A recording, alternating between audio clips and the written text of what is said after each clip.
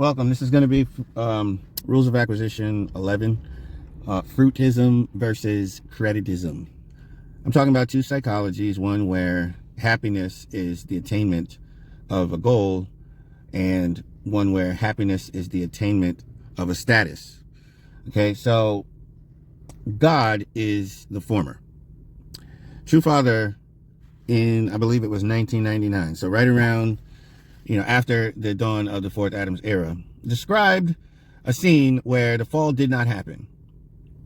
And in those days, Father made the point that if the fall didn't happen, would the children of Adam and Eve have it as difficult as Adam and Eve in terms of reaching the direct dominion, in terms of resisting the fruit and making it through the entire indirect dominion, the entire growing period? Would they have it easier or harder? And the answer, he said, was they would have it easier because Adam and Eve would have constituted a model. And Adam and Eve had no model, and they had to divine or extrapolate from the abstract realities that were available to them. Adam and Eve had to extract from the abstract realm what the optimal behavior should be. Of course, they failed, but if they had succeeded, they would have brought it out of abstraction into manifestation, and the children would grow witnessing the manifestation, which is an easier path to learning and adopting something. So Father setting the tone by saying that Adam and Eve would have created a culture. This is congruent to settlement.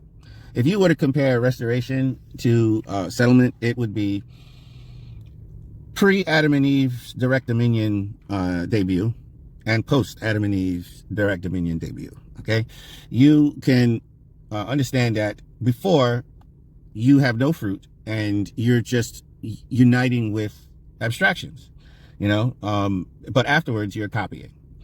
And Father said that the culture that would be generated by Adam and Eve and their children repeatedly doing the same behaviors would be called Adamism.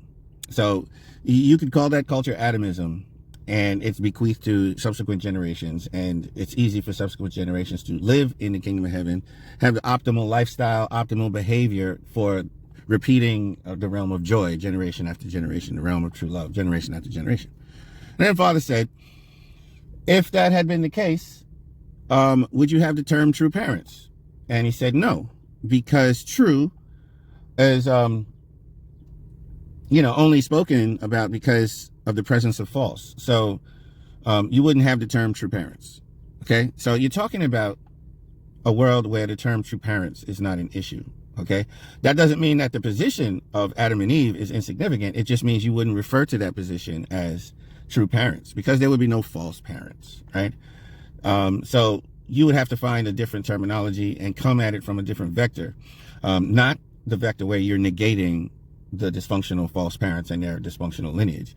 You're not coming from the point of view of negation. You're coming from a different point of view, and thus they would be referred to in a different way. Okay, so what I'm setting the stage to say, there would be no concept of true parents. Okay, there would be a different concept. You wouldn't use the term. Also, Father said, would people see God? And he said, no, people wouldn't see God, because God would be in that entire culture. Okay, God would be in Adam and Eve. God would be in people. There wouldn't be the false God. And so we also think of God as that which is better than the false, right? We think of God as good because we have been burned by evil. But we would appreciate God through being joyful. But God would recede into the background. He would not recede, actually. He would just exist in the background of a joyful life. So when I say that the settlement era and the next era, or the era going closer to the full restoration back to the Garden of Eden, we're going back to a time where even God doesn't care about things like credit. He cares about the substantial shape of a successful reality, okay, where the people are successful and the interactions that we have with each other and with all things are successful. And success is that they bring joy and that they rhyme with the original designed way of relating one to another and us to creation. So unless you start to think in terms of fruit-ism versus credit-ism, or fruit-ism over credit-ism, you might actually not be in sync with the God that is returning to Eden. at this point in history, because that's what settlement refers to. Settlement means going back. And of course, God has been working in reverse order, and the end of history means that we are going back to that standard. And the mentality of those people, they don't have to relate with abstractions, because enough success has happened that they can relate with models. Okay, so this is the time of settlement. That means this is the time to create models. This is the time to actually that's centered on fruit, substantial fruit. This is not the wilderness of dealing with abstractions, learning abstractions, holding on to and propagating abstractions. This is the time to turn those abstract things into tangible manifestations. Right? That's what it means to settle. Okay, so I'm going to say this. I could go on and on and on about fruitism versus. I could talk about Tesla versus Edison. Tesla still has, our interest in the fact that we use alternating current. Edison was wrong. He caused fires with direct current, and then he blamed Tesla for causing fires. But that actually wasn't true. And Edison worked on something his entire life with the direct current, and it's fruitless because nobody uses direct current to this day. Everybody around the world uses alternating current, in most home applications. Okay, so it's safer for transmitting over distances. If you think in terms of fruit, who was better for humanity? Tesla. If you think in terms of credit, while he was alive, who enjoyed greater prestige and credit? Edison.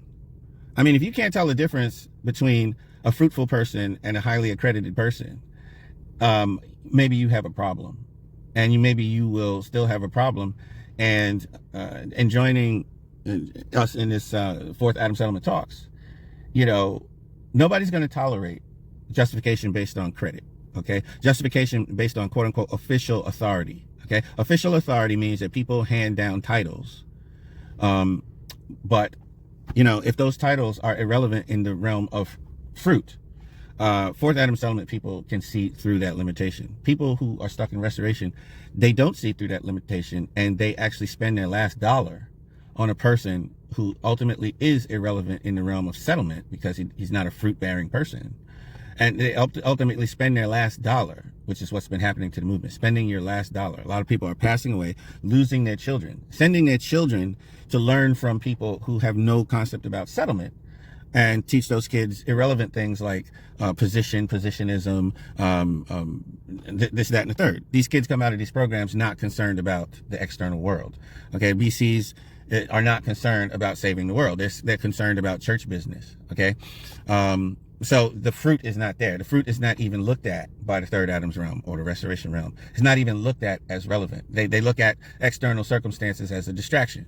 And settlement is not about that. Settlement is about knowing the goals and owning the pathway to the fruition of those goals. Okay, so this is a fruitism realm. When we talk about fourth Adam settlement talks, we are talking about fruitism over Credit-ism.